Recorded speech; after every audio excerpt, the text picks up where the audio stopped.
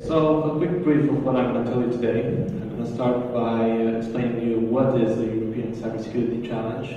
I'll go through a brief history of the competition and then give you some technical details about it. Then I will talk about what happened in the 2017 edition, more precisely how was the new format of the competition and how it worked out in the end. And also tell about a little bit about our team's performance at this competition. And in the end I'll close with some information about what's up in the future for this competition and how to get involved. Okay, so a quick history of the European Cybersecurity Challenge. It first began as a competition between Germany, Austria, and Switzerland. Pretty local competition to test the hacking skills. That was in 2014. It quickly rose up. In 2015, the UK, Spain, and Romania joined this competition. Then in 2016, 4 more countries joined the competition: Greece, Estonia, Ireland, and Liechtenstein. And finally, we get to 2017, where we have a total of 15 participating countries. So, some brief details about how this competition works. You have 10 people per team, and this, well, it's not your typical CDF. There's a lot more to it than that. First of all, it is split into multiple subparts. First, you have the Jeopardy part. Now, you may ask yourself, what's the Jeopardy part? It's basically what most of us are used when we talk about CDFs. You're given a batch of challenges, and your goal is to solve them in a given amount of time. If you do, you get points. As you get points, you get a better place on the ledger. Now, besides this Jeopardy category, oh, by the way, in this category you have all your types of challenges, from web, binary exploitation, cryptography, steganography. Oh, not so much steganography, nobody really likes it. But you have all the package here. Now, besides Jeopardy, there's also the attack defense part. Now, I don't know if you are familiar with this type of CDF, but I'll give you a quick example of how it works. So, on an attack defense CDF, each team has a server. For simplicity's sake, let's say that the server runs only one web service. Each team has the same web service with exactly the same application. And the goal is to explore the code, find the exploits which you can perform, and then attack the other teams, and at the same time patch your code so they can attack you. And depending on your availability, how much time you've captured the enemy's flag, and so on and so forth, you get scored for this.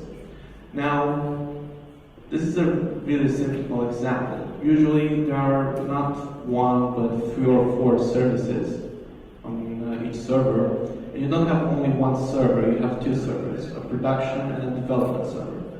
Now, on the production server, you don't really have access to it. All you can do is use Git to push some changes onto the server and apply some patches. That's pretty much it. On the development server, however, you have SSH and you can log in as root. And you can do a couple of interesting things there. You can, usually, people set up a reverse proxy so that they can monitor the traffic that they're getting on the server.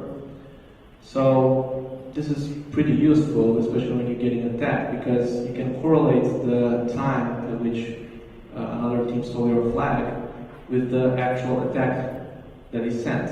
And you can essentially find the exploit and patch the code, and then maybe use it to attack others.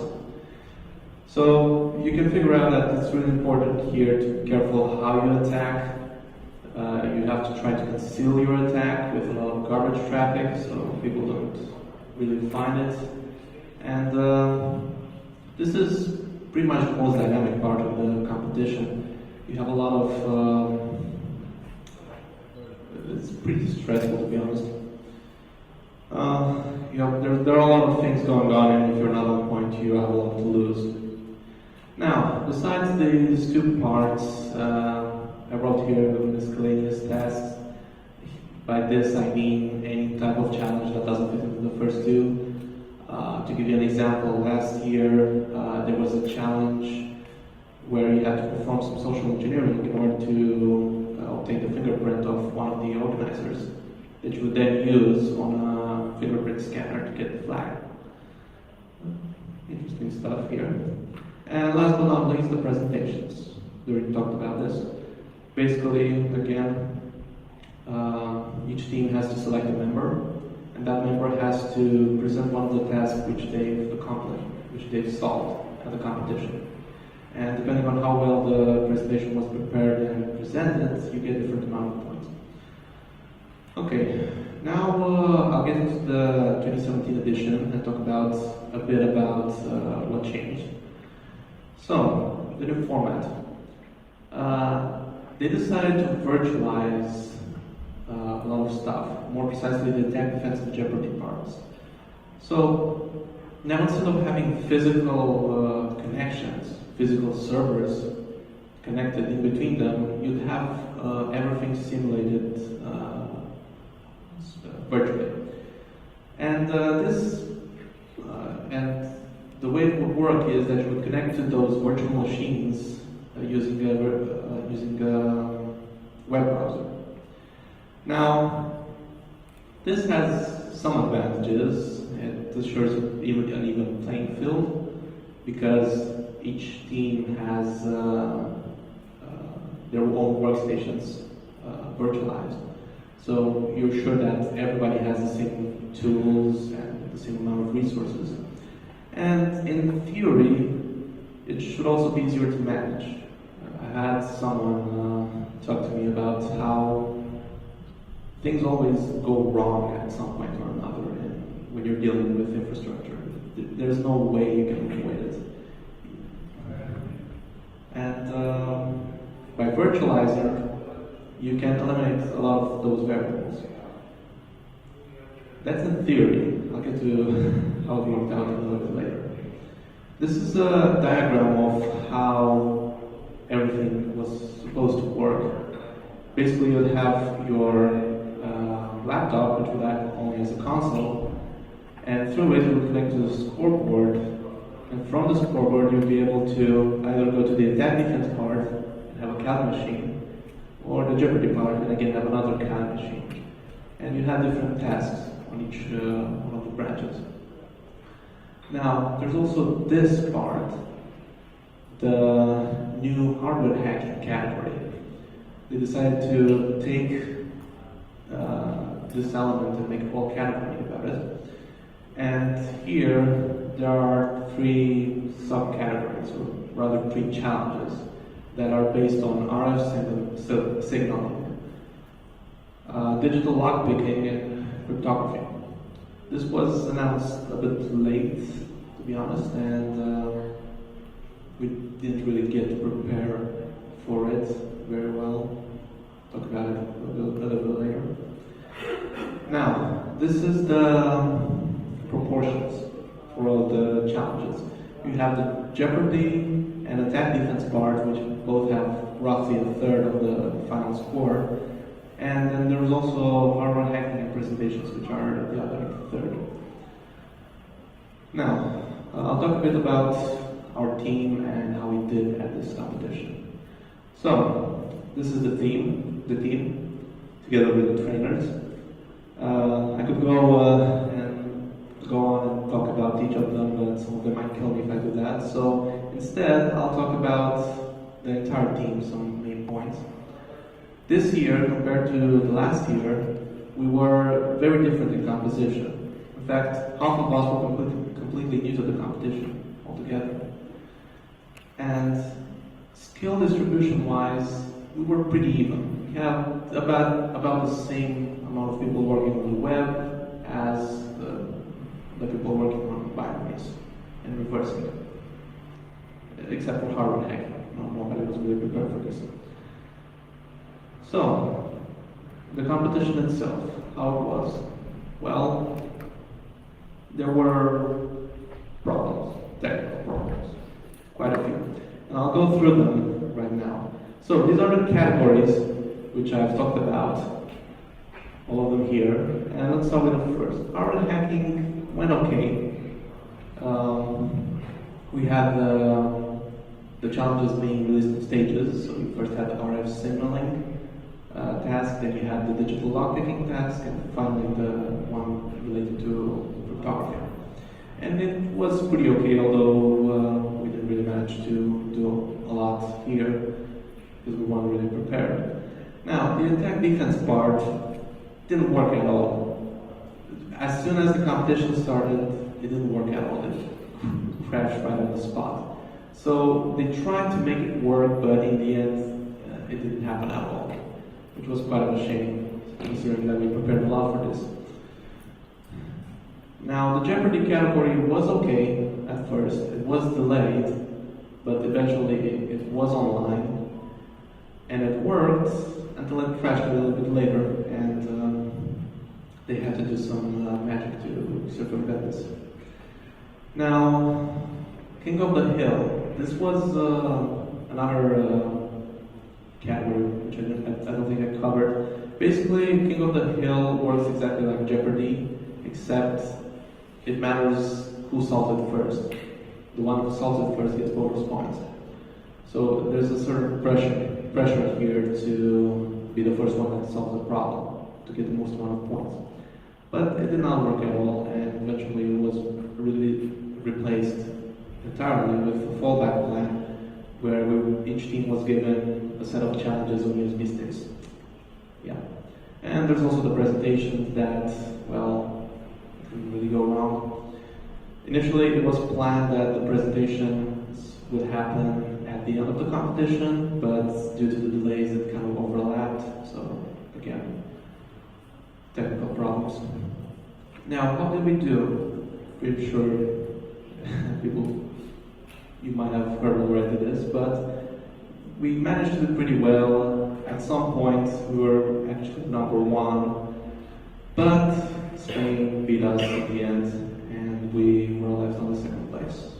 I really wonder where that happened. Okay, it happened last year, exactly the same format. We were number one in the middle of competition, and then Spain beat us. And now we're number two again. Okay, now these are the final scores. There's quite a few interesting things to note about here. We're pretty close to Spain, very close in fact. And another interesting thing that's worth pointing out is that not a lot of teams managed to do well in the hardware hacking category.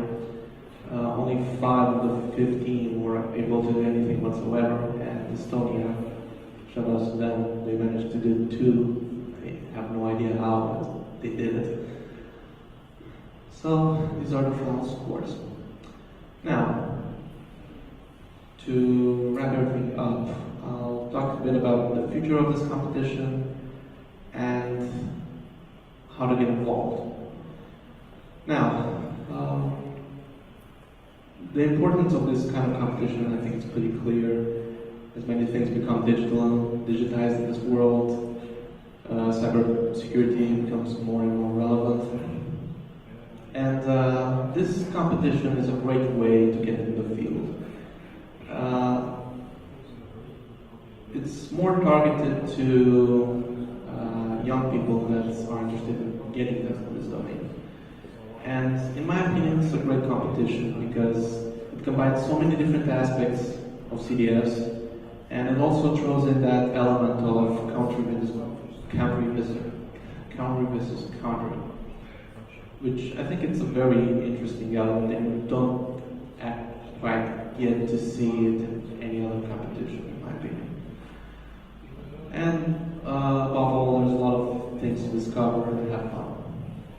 Now, the future, as Doreen might have already said, next year the competition will be hosted in the United Kingdom, and there is expected to be around 20 countries participating. And in 2019, Romania is going to host the European Cybersecurity Challenge, and we expect to have about 25 countries participating. Now, a couple of details about how you can get involved in this competition. So, again, there are 10 people that participate per team, and these 10 people are split into 5 juniors and 5 seniors. You have 5 juniors that are younger than 21 years old, and 5 seniors that are between 21 and 25. Now, usually, I'm going to tell you right now how our country did the selection process, but it's pretty universal across all the other participating countries. There's a national phase somewhere midsummer where you have a Jeopardy style CDF, and after that CDF, the first 20 places 20 people are picked up. And between this national phase in the midsummer and the bootcamp, which usually is in autumn, there are a sets of CTFs which you have to participate in and gain points in order to gain more advantage compared to the other participants. The bootcamp happens in autumn, and it's a training. Usually the people from the Defender and top ups here do the training, and we mostly do attack defense CTF simulations and some other interesting things as well. And also after this bootcamp, there is the final selection where the 10 people that will represent the country are selected. Okay, here are a couple of links.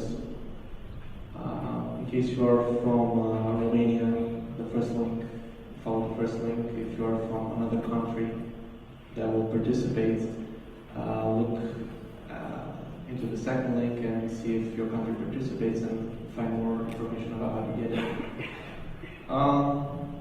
This would pretty much conclude my presentation.